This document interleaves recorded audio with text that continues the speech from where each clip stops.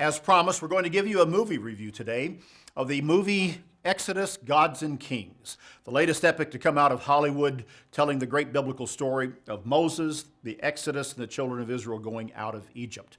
We watched this last night in a preview showing of it, and I will have to say, for those of you that saw my review of Noah earlier this year, this is a far better depiction of a biblical story than what they did with Noah. That being said, there are some problems.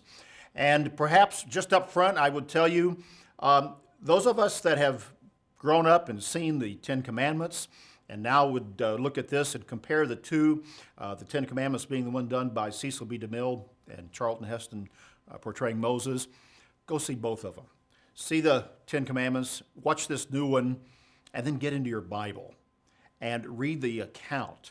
And you will probably learn a great deal more than you will from either one of those depictions. But let's talk about Exodus, Gods and Kings for a moment.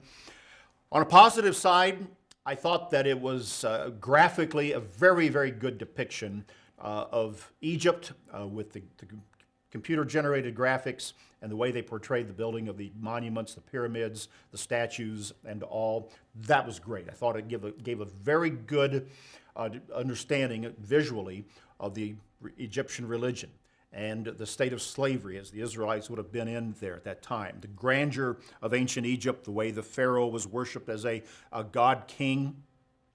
The plagues that God poured out upon Israel, at least the depiction of the plagues was very good. Flies, lice, frogs. They made a misstep by putting in some huge giant crocodiles that kind of kicked it all off. The actual plague, the last plague of God passing over Egypt, passing through Egypt, the firstborn of the Egyptians dying, I thought was very well done. And with the wailing, it gave one a very dramatic sense of exactly what that night would have been like for the Egyptians as the firstborn died. The problem with their depiction of the plagues in this movie is that they did it more as it was a natural force rather than the actual plagues coming directly from God in his direct interaction with Moses and Pharaoh. That part was lacking. So that's the typical modern skeptical view of the miracles surrounding the Exodus and the story of Israel in Egypt. Let's talk a minute about the portrayal of Moses by Christian Bale. I grew up on Charlton Heston. As in my mind's eye, that's been always Moses. Christian Bale takes a whole different approach. I do think that Christian Bale's Moses is more of a multi-dimensional portrayal of what Moses the man was like.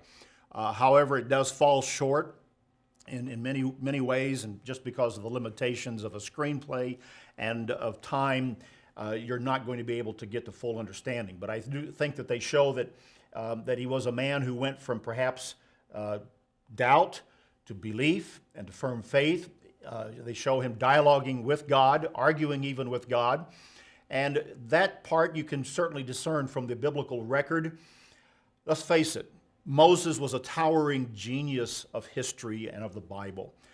With what he did as God's leader to bring Israel out of Egypt and be the lawgiver and to be the founder of the nation of Israel, would have taken a very, very strong, dynamic, sometimes complex individual to do what he did, and that is part of what that's depicted in the Bible, certainly, and perhaps they get elements of that in this movie, more so than they ever did with Charlton Heston, but then it drops off as well. Finally, let's look at the depiction that they make in the movie about God. God in this movie, Exodus, Gods and Kings, is depicted as more or less an angry little child. And that's a big problem. He has a British accent, and some people might have a problem with that. But an angry, vindictive, merciless God is depicted by this little child who personifies God as he interacts with Moses. And I have a problem with that. I think that could have been done far better, but that's such as it is. Another problem with the movie: very little biblical dialogue, very little. It is a screenplay written as it is, but it does not, except in one case where God pronounces his name as I am. I did not recognize any other biblical dialogue coming out of that. So those are some of the problems. Those are some of the strong points of the movie.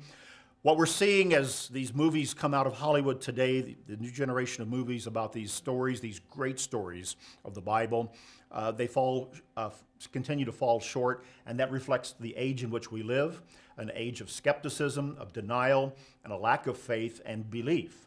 And we see that as they even try to remain true to the storyline from the Bible, it still falls short because it's coming out of a different age even than what the Ten Commandments did in the 1950s in America.